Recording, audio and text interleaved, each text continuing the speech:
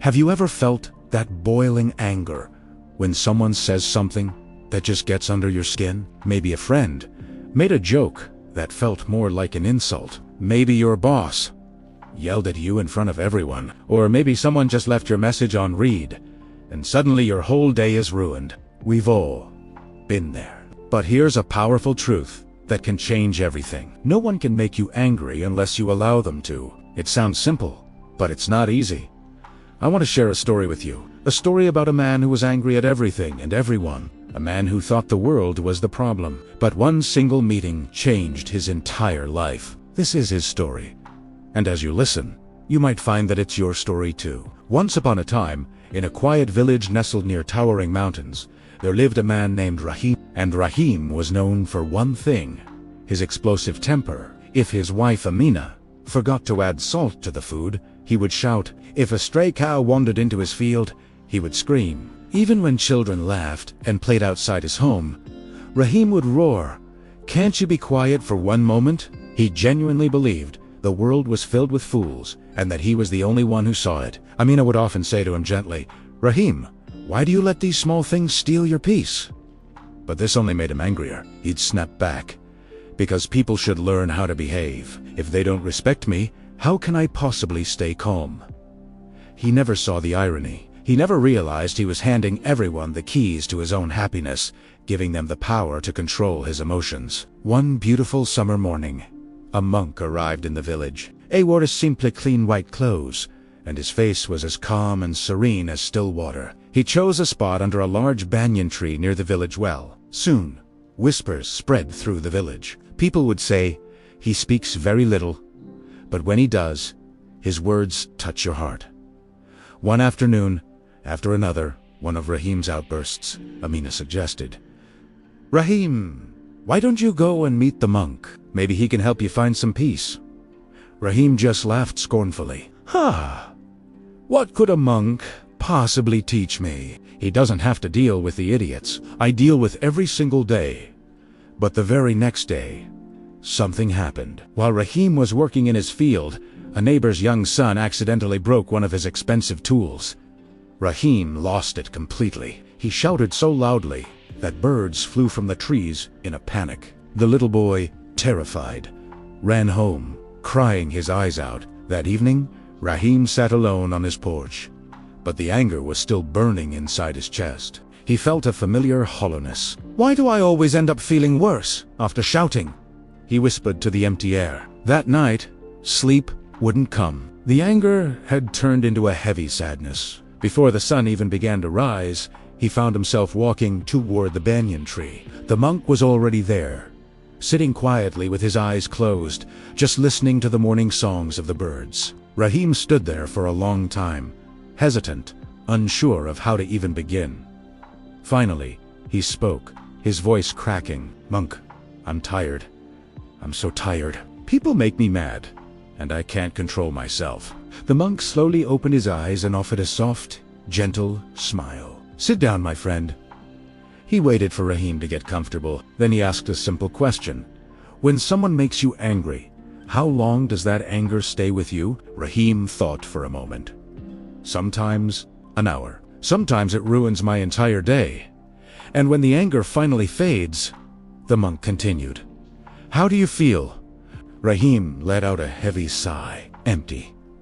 Sad. Just tired. The monk nodded knowingly. "Exactly. Because anger is a fire that burns the one who holds it, not the one it's aimed at." He picked up a nearby cup of clear water. "Look," he said. "This water is calm. You can see your reflection in it. But if I shake it," he shook the cup, and the water became turbulent and cloudy. "Now you can't see anything clearly. The same thing happens with your mind. When it's disturbed by anger, you can't see the truth." Rahim frowned, still confused. "So, what am I supposed to do? Just stay silent when people insult me or disrespect me?" The monk's smile returned. "No, you must learn to respond, not to react.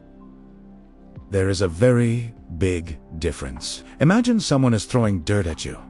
You have two choices. You can reach out and catch the dirt, getting your hands and clothes filthy. Or you can simply step aside and let it fly past you. The choice is always yours. The next morning, the monk gave Rahim a task. Bring me a pot of water and a handful of sand. Rahim did as he was told. Now, the monk instructed, boil the water. As the water began to bubble and steam, the monk asked, Can you touch it now? Rahim shook his head. Of course not. It's too hot. It would burn me. The monk smiled. That is your anger. When your emotions are boiling, you cannot touch peace. Then he took a spoonful of the sand and dropped it into the pot. The water immediately became murky and dirty. This, the monk explained, is your mind when you react. It becomes clouded with negativity. He then carefully poured the hot, sandy water into a clear glass bowl and set it down. They watched in silence. Slowly, very slowly, the sand began to settle at the bottom, and the water above it became clear again. This, the monk said, pointing to the bowl, is what happens when you stop reacting. You give your mind time, your mind settles, and you can see life clearly again. Rahim sat there, speechless. It was so simple, yet so profound. He realized that for all these years, he hadn't been a victim of the world. He had been the one boiling his own water. For the next few days, Rahim practiced. He made a conscious effort to stay calm. When his neighbor's cart blocked the path, he took a deep breath and remembered the monk's words. Step aside. Don't catch the dirt. He politely asked the neighbor to move it. At first, it was incredibly hard. His old habits, his lifetime of reacting, fought back with a vengeance. One afternoon at the market, a merchant tried to cheat him, quoting a ridiculously high price. Rahim felt that familiar heat rise in his blood. His first instinct was to shout to expose the man. But he stopped. He closed his eyes for a second, took a slow, deep breath, and then said calmly, Thank you, but I think I will buy what I need from someone more honest. He simply turned and walked away. The merchant was left standing there, completely stunned. For the first time in his life, Rahim walked away from a conflict, not feeling defeated, but feeling powerful. He felt peaceful. That night, he slept like a baby. But as we all know, real change is always tested. One morning, as Rahim was walking through the village, a group of young men who knew his reputation started to mock him. Look, one of them shouted, The angry man has become a saint. They all laughed loudly. Rahim felt the heat rising again, fast and hot. His fists clenched by his sides. His mind was screaming, Show them who you are. Put them in their place. But then, as if the monk were standing right beside him, he heard a gentle voice in his head. When you react, you give your power away. Rahim stopped walking. He turned to the young men, and to their astonishment, he smiled. A genuine smile. You're right, he said. I used to get angry about everything, but I'm learning something much better now. His calmness completely disarmed them. They were confused. One of them asked, But how can you stay calm when we're insulting you? Rahim's smile widened. He replied with a simple proverb he'd heard from the monk. When someone offers you a gift of poison, you don't have to drink it. The group fell silent, not knowing what to say. Rahim just nodded politely and walked away. A profound sense of peace washing over him. Weeks turned into months. The change in Rahim was undeniable. Amina saw her husband smile more than he ever had. He no longer shouted at the children playing. Even when things went wrong, like a sudden storm damaging his crops, he remained calm, focused on solutions, not on blame.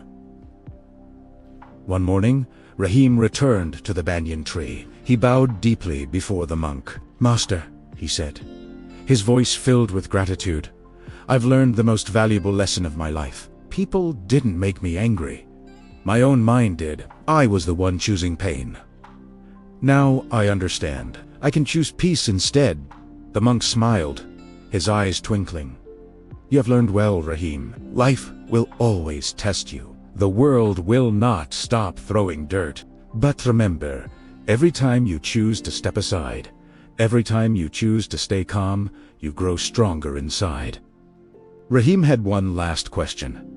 Will people ever stop testing me? The monk laughed softly. When the storm sees that you no longer run from it, it eventually stops chasing you.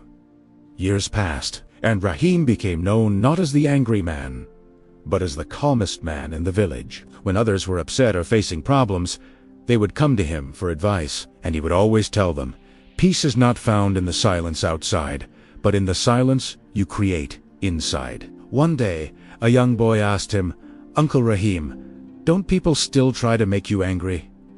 Rahim smiled warmly at the boy. "Sometimes they try. But their words are like the wind. If you are a strong tree with deep roots, the wind cannot shake you. You can't control the wind, but you can learn to stand firm." He looked toward the mountains in the distance and said, "The day I stopped reacting was the day I truly started living." And that's the lesson for all of us. We can't stop people from saying hurtful things. We can't stop problems from arising. But we can stop giving them the power to steal our peace.